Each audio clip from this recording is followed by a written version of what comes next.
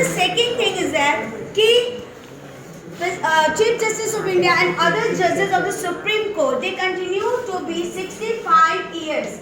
ठीक है, 65 साल तक वो अपने पोस्ट पे रहेंगे. ठीक है, तो but some situation we can remove before the 65 years. वो सिचुएशन कब होगा? When the violation of the constitution. अगर उन्होंने constitution का violation किया है या उन्होंने corruption किया है, ठीक है, in this situation we can remove the judges of the Supreme Court of India. हम उनको remove कर सकते हैं. The removal of the judges of the Supreme Court and the President of India जिस प्रोसेस से करते हैं, this is known what? Impeachment. जिसको हम लोग हिंदी में क्या बोलते हैं? महाभियोग. ठीक है, हिंदी में इसको महाभियोग बोलते हैं. इम्पीचमेंट इट मीन्स दैट कि this is the process. Through this, you can remove the judges of the court and the Chief Justice of India and the President of India.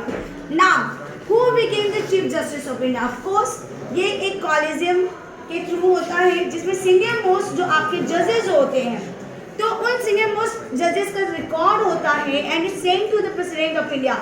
ऐसा नहीं है कि प्रेसिडेंट भी अपने मन से किसी को भी चूज कर लेगा, किसी भी सीनियर को.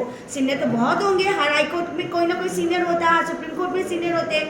तो वैसे 4-5 नाम आते हैं प्रेसिडेंट के पास एंड द प्रेसिडेंट जिस सीनियर को लगता है कि वो बेटर है, उसके पास ज़्यादा एक्सपीरियंस है. सीनियर इट डजंट मीन कि उसका एज ज़्यादा है. सीनियर मीन्स कि उसने ज़्यादा केसेस डील की है, हर केसेस को अच्छे से डील किया है, उसके पास एक्सपीरियंस ज़्यादा अच्छा है.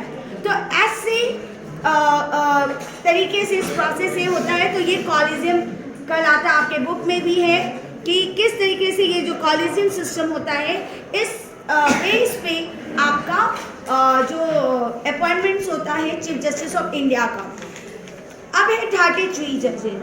मान लो कि 33 जजेस का 60 और 33 जजेस होते हैं उनका ये जो होते हैं, सपोज इनमें से किसी 10 जज जो हैं वो बीमार हो गए, ठीक है, या जैसे कोरोना के टाइम में वो पेंडेमिक के टाइम में क्या हो गए थे, अगर मान लो सभी को कोरोना हो गया, ठीक है, तो ऐसे में कौन उनकी जगह पे करेगा?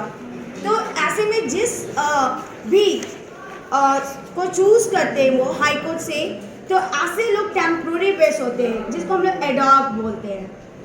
ठीक है, तो ये टेम्प्रोरी बेस होते हैं, लेकिन दे आर प्रिविलेज एज 33 जजेस. जैसे इनको मिलता है सैलरी अलाउंसेस, सेम चीज़ ऐसे एडॉक और टेम्प्रोरी जजेस को मिलता है.